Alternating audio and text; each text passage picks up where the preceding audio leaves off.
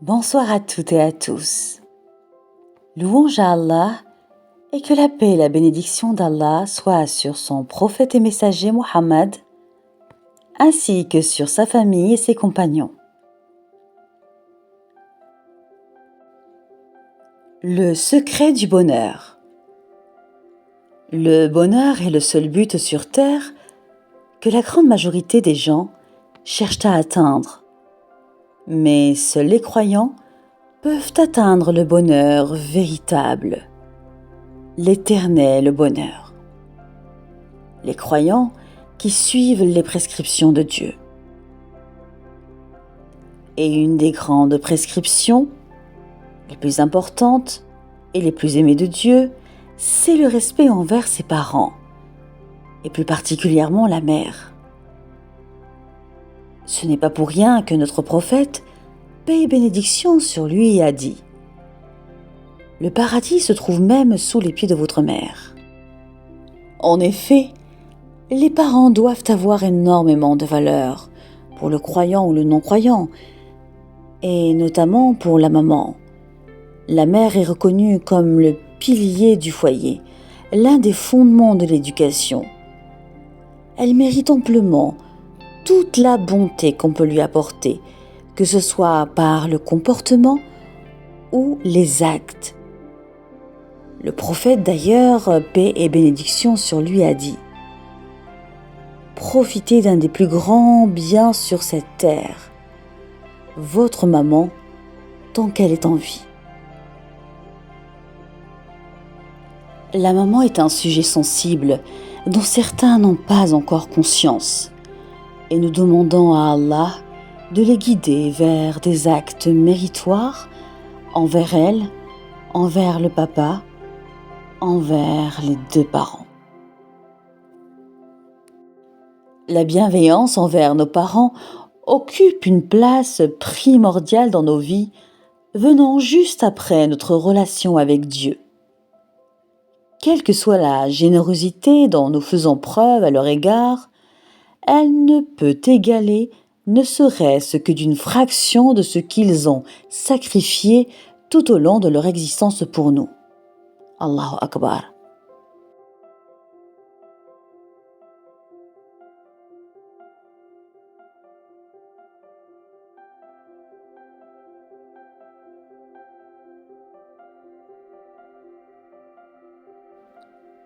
À une maman, on ne ment pas.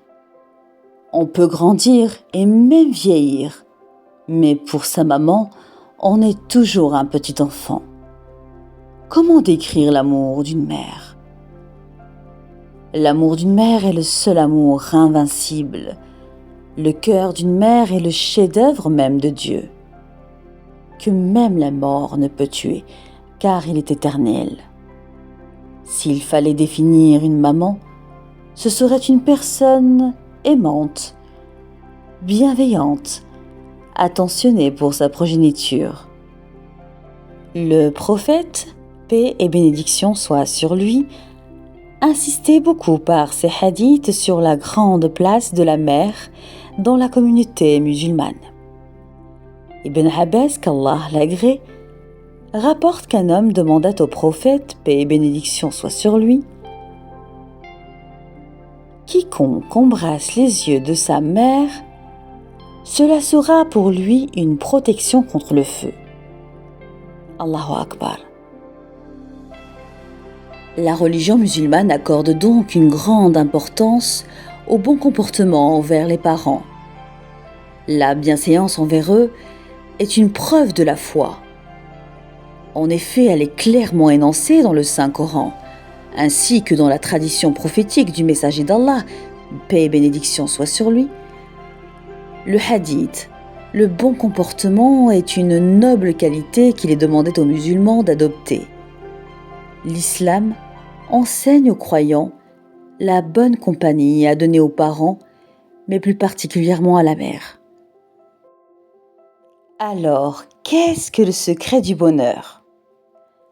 Le secret du bonheur donc, sur terre, passera toujours par la mère, par les parents. C'est eux qui méritent le plus ton amour, ta compagnie, etc. Et pour beaucoup d'entre nous, sommes négligents envers nos parents. Et pire encore que la négligence, c'est leur faire du mal. Notre comportement est tellement loin de la sunna et des hadiths. Nous cherchons le bonheur sur des futilités de la vie présente et faisons même pour certains d'entre nous pleurer nos mères. On les considère moins que nos amis. Croyants ou non croyants, si votre mère est encore de ce monde, saisissez votre chance de la rendre heureuse dans le tic-tac incessant de cette vie éphémère.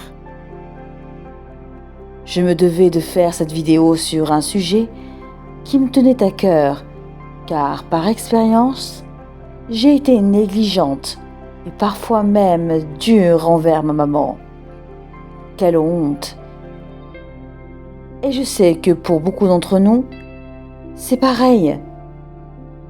Moi, j'aurais aimé qu'on me dise tout ça. J'aurais aimé qu'on me guide, qu'on me dise certaines choses avant. Mais bon, c'est ce qu'on appelle communément la sagesse. L'expérience du vécu. Nous avons besoin de certaines choses pour comprendre, de les vivre.